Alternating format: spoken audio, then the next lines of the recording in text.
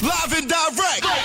It's Sway in the morning. Right here on Shade 45. Sean Kingston is here, ladies and gentlemen. 888-742-3345. I got excited about that song.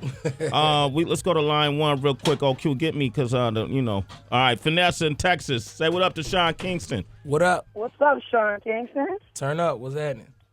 Not much, man. I'm feeling that sample. I didn't think that anybody would sample that, but you went back and you sampled it. A lot of people are sampling different tracks and putting it in their beats, but they're not putting it on their hooks. And I like that. I'm not really a club music fan. I'm really a hip hop fan, but I really dig that, man. Thank you. I really appreciate that, man. Thank you. That was Soul to Soul. Back to life. Karen Wheeler. I remember that. Exactly. Damn. You see how deep we went with it? Exactly. Yeah, Sean Kingston, like, Karen, who? Man, listen, man, I got to say, man, we won't even interview. We just have conversations because I had a chance. Sean Kingston, I remember when you had that life-threatening moment. Yes, I know everybody's talking to you about this. When you had the Jetski accident. Yes, sir. In Miami. Yes, sir. And we did a real special taping when I came to Very your special, home. yeah.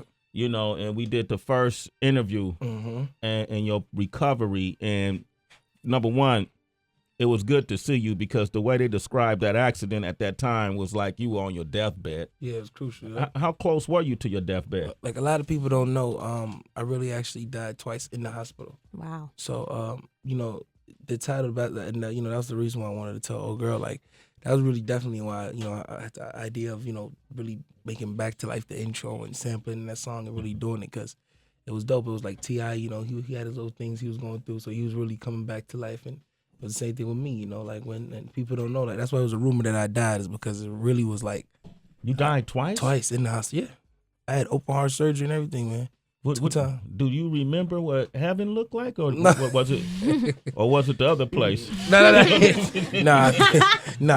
It was like it looked like it was a light, so it definitely wasn't no dark place. Okay, good. Nah. Do you actually remember that, or are you just telling yourself? Do you remember that though? Like I remember seeing something. Like I still can't identify what it really is. You know what I'm saying? But it was like bright though. Was it a feeling that you remember too? No, it was like a tunnel, like a vision.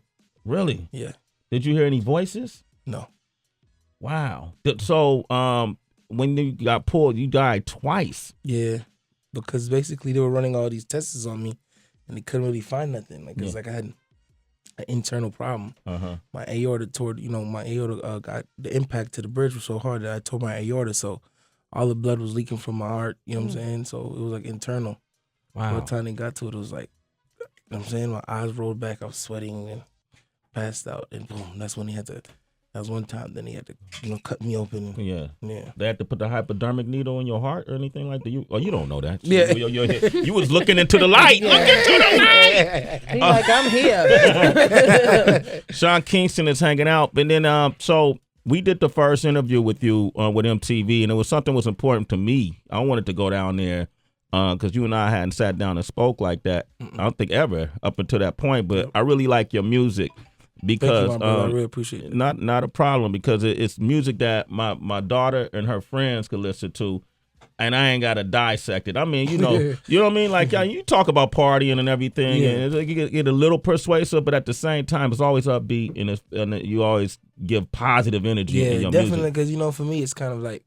I have a wide, fan base as far as especially like kids, and I try to just give positive energy and shine that that type of light because there's a lot of stuff going crazy, a lot of stuff going on in the world. So if I could be an artist that really influence and inspire and the positive energy, then I could, then my job is done. I try to keep it that way. You hear that, man? So, and he ain't pissing in buckets with Justin, even though they're friends. So, come on, man. What's up with you? Justin's your homie. That's a little homie, too. Yes.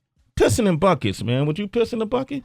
I mean, the only reason, no, I would not. I mean, if I had no other choice, it was the only way I would have to go, then that would be different, but not in his no. But at the end of the day, man, that's what happens when you got the wrong people around you. Right. You got yes people around you. You got people telling you, you know what I'm saying? You got to have loyal people who've been there from the jump. You got to have, you know what I'm saying? That's going to guide you the right way. Would you tell Justin, hey, man, Stop. Justin Bieber. You and him are good friends. Of course, So, yeah. I told Justin that. Now, you ever call him and say, hey, bro, what's going on? But, you know, me and Justin just linked back up for the first time, like 2 days ago, like in a long time. Like, I haven't seen Justin since, like, he was here for Fashion Week in New York, so I seen him, like, 2 days ago. Before that, I haven't seen him, like, a year, almost a year. What y'all say when y'all saw each other? It was like, we was just, like, catching up, man, because, you know what I'm saying? Like, when he was 14, as soon as he got to Atlanta, when they first Usher's scooter first had got him from Stratford, Canada. Uh-huh. And when he came, as soon as he came to Atlanta, you know what I'm saying, I had linked up with him. Because like he was shopping a deal with not LA Reid at the time. My old president was Charlie Walker, Epic. And he was in the building and I seen it. He was like, yo, man, I'm a fan. He came up to me and he was just so, you know what I'm saying? Like swagged out, you know what I'm saying? Especially I was like, man, this white boy got swag. You know what I'm saying? And he was just so like intelligent for his age or whatever. And then he started singing for me. I was like, oh yeah, this kid's gonna be gone. It's Sway in the morning, only on Shade 45.